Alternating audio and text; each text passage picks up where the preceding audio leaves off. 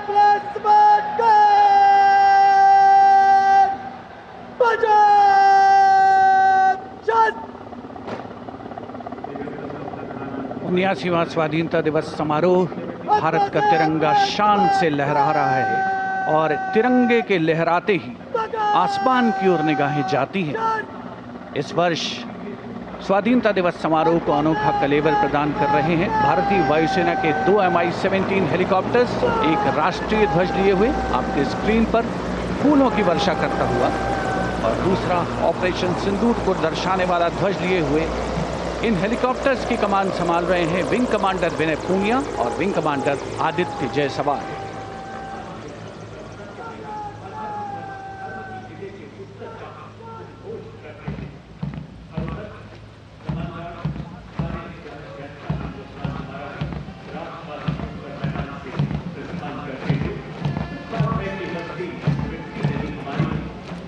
The National Flag Guard smartly marching away. These beautiful shots are strategically placed cameras. Some of the positions where our camera people are placed are in fact very difficult to reach also. But the aim of visual communication is to give you visual perfection. That's been the endeavor always of our telecasts.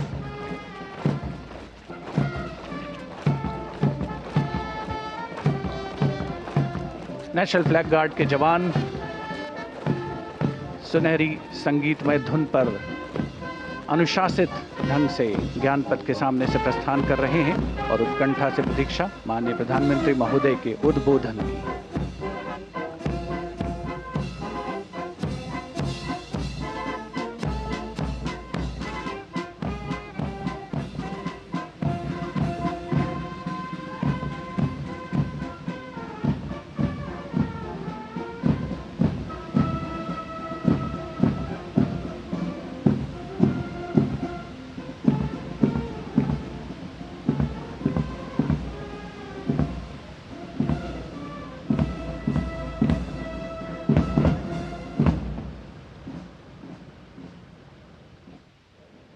मेरे प्यारे देशवासियों,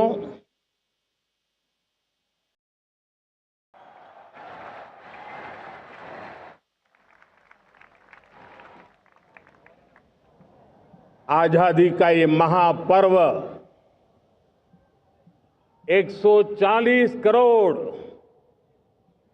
संकल्पों का पर्व है। आजादी का ये पर्व सामूहिक सिद्धियों का गौरव का पल है और हृदय उमंग से भरा हुआ है। देश एकता की भावना को निरंतर मजबूती दे रहा है। 140 करोड़ देशवासी आज तिरंगे के रंग में रंगे हैं। हर घर तिरंगा, भारत के हर कोने से, चाहे रेगिस्तान हो या हिमालय की चोटियां, समंदर के तट हो या घनी आबादी वाले क्षेत्र, हर तरफ से एक ही गुंज है, एक ही जयकारा है। हमारी प्राण से भी प्यारी मातृभूमि का जयगान है।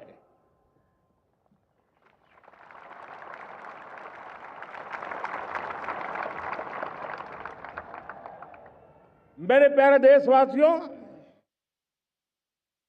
सन 47 में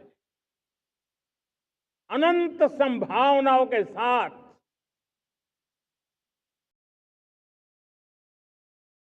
कोटि कोटि भुजाओं के सामर्थ्य के साथ हमारा देश आजाद हुआ। देश की आकांक्षाएं उड़ाने भर रही थी, लेकिन चुनौतियां उससे भी कुछ ज्यादा थी। पूज्य बापू के सिद्धांतों पर चलते हुए संविधान सभा के सदस्यों ने एक बहुत ही महत्वपूर्ण दायित्व निभाया। भारत का संविधान गत 75 वर्ष से एक प्रकाश स्तंभ बन करके हमें मार्ग दिखाता रहा है। भारत के संविधान निर्माता अनेक विद महापुरुष डॉक्टर राजेंद्र प्रसाद, बाबा साहब आंबेडकर,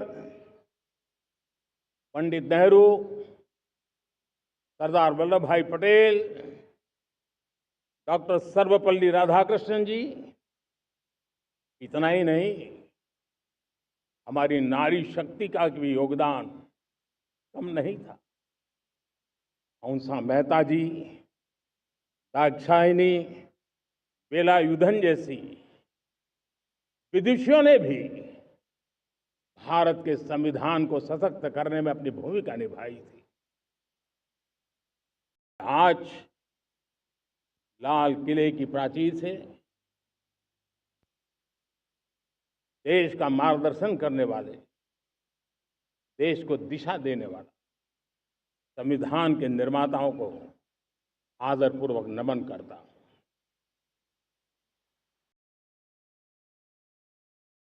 मेरे प्यारे देशवासियों, हम आज डॉक्टर श्यामा प्रसाद मुखर्जी की 125वीं जयंती भी मना रहे हैं। डॉक्टर श्यामा प्रसाद मुखर्जी भारत के संविधान के लिए बलिदान देने वाले देश के पहले महापुरुष थे। संविधान के लिए बलिदान, धारा 370 की दीवार गिराकर एक देश एक संविधान के मंत्र को जब हमने साकार किया तो हमने डॉक्टर श्यामा प्रसाद मुखर्जी को सच्ची श्रद्धांजलि दी। लाल किले पर आज कई विशेष महानुभाव उपस्थित हैं। दूर सुदूर गांव के पंचायतों के सदस्य हैं, ड्रोन दीदी के प्रतिनिधि हैं, लखपति दीदी की प्रतिनिधि हैं, खेल जगत से जुड़े लोग हैं, राष्ट्र जीवन में कुछ न कुछ देने वाले यहां महानुभाव उपस्थित हैं। एक प्रकार से यहां मेरी आंखों के सामने मैं लघु भारत के दर्शन कर रहा हूं और टेक्नोलॉजी के माध्यम से विशाल भारत के साथ भी आज लाल किला जुड़ा हुआ है। मैं आजादी के इस महापर्व पर देशवासियों का, विश्व भर में फैलाए हुए भारत प्रेमियों का, हमारे मित्रों का हृदय से बहुत बहुत अभिनंदन करता हूं। साथियों, प्रकृति हम सब की परीक्षा ले रही है। पिछले कुछ दिनों में प्राकृतिक आपदाएं, भूस्खलन, बादलों का फटना, न जाने कितनी कितनी आपदाएं हम झेल रहे हैं। पीड़ितों के साथ हमारी संवेदना है। राज्य सरकारें और केंद्र सरकार मिलकर के बचाव के काम, राहत के काम, पुनर्वसन के काम में पूरी शक्ति से जुटे हुए हैं। साथियों,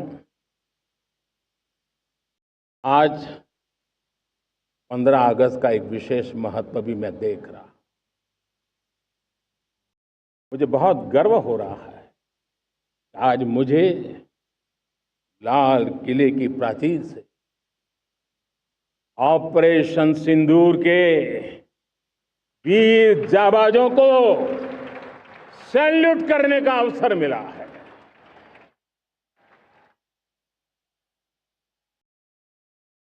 हमारे वीर जाबाज सैनिकों ने दुश्मनों को उनकी कल्पना से परे सजा दी है।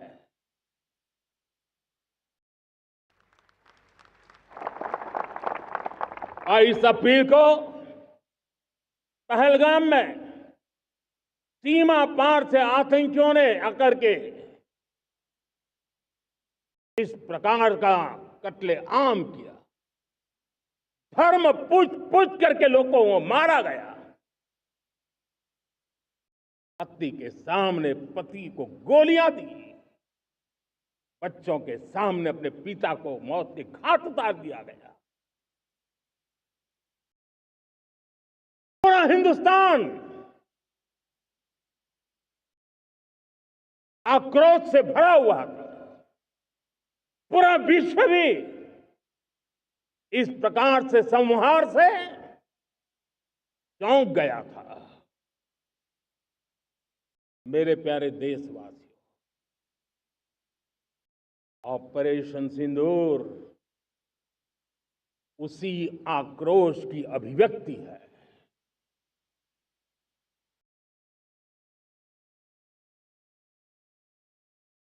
बाईस तारीख के बाद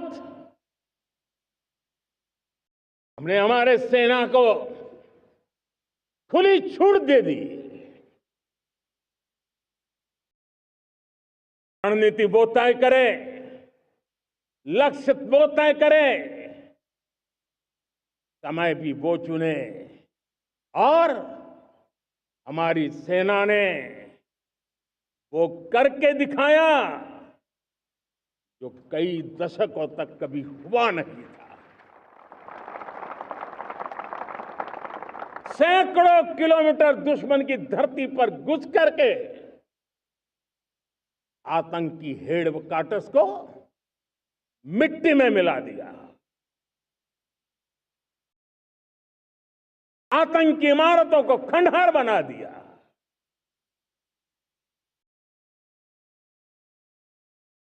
पाकिस्तान की नींद अभी भी उड़ी हुई है।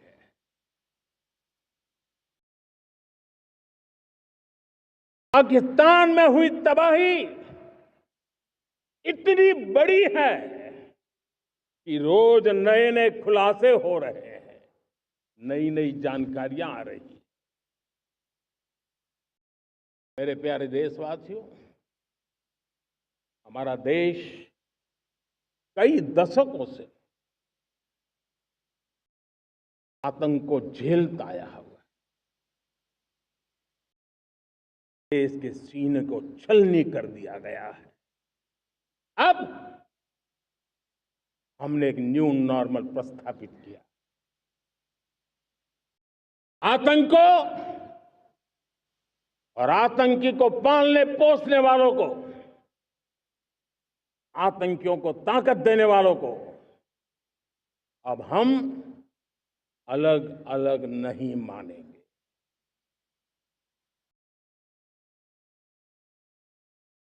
वो मानवता के समान दुश्मन है। उनके बीच कोई फर्क नहीं है। अब भारत ने तय कर लिया है कि न्यूक्लियर की धमकियों को अब हम सहने वाले नहीं हैं। न्यूक्लियर ब्लैकमेल लंबे अरसे से चलाया। अब वो ब्लैकमेल नहीं सहा जाएगा।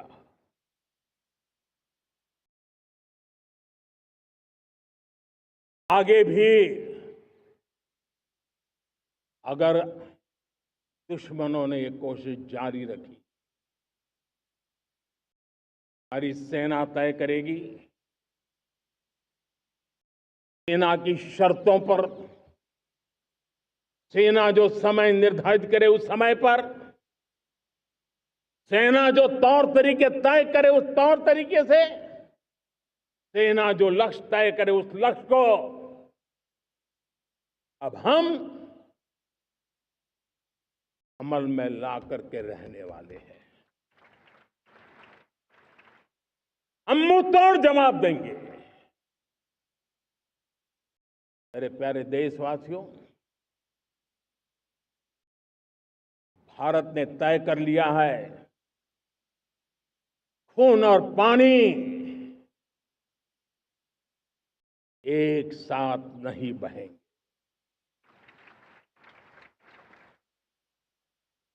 अब देशवासियों को भली भांति पता चला है कि सिंधु का समझौता कितना अन्यायपूर्ण है, कितना एक तरफा है। भारत से निकलती नदियों का पानी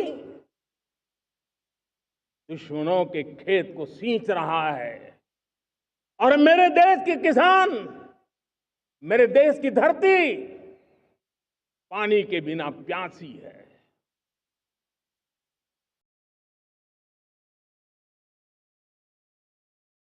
ये ऐसा समझौता था जिसने पिछले 7 दशक से मेरे देश के किसानों का अकल्पनीय नुकसान किया है।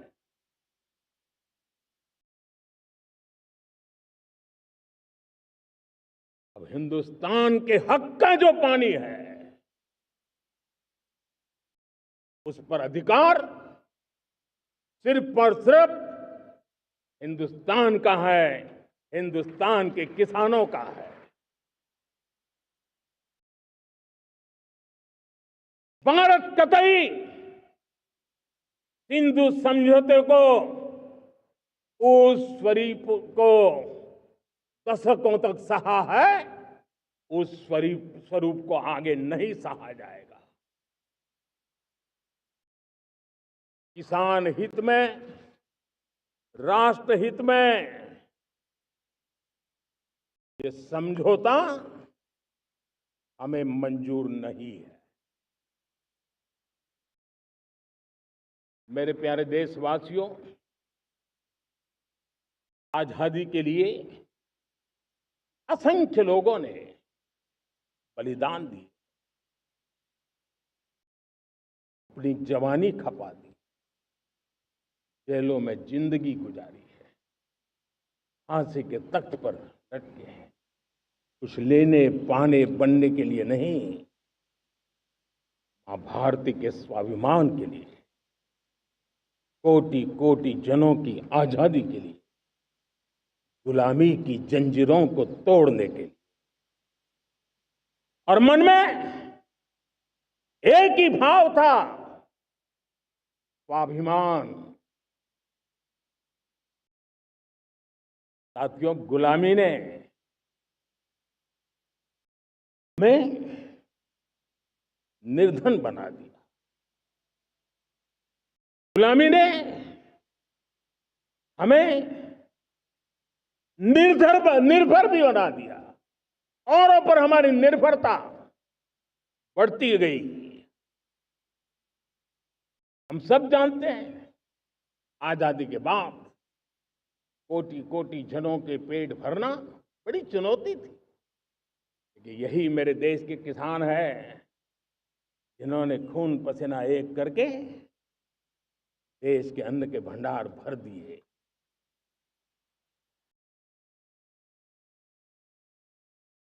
अनाज के संबंध में देश को आत्मनिर्भर बना दिया।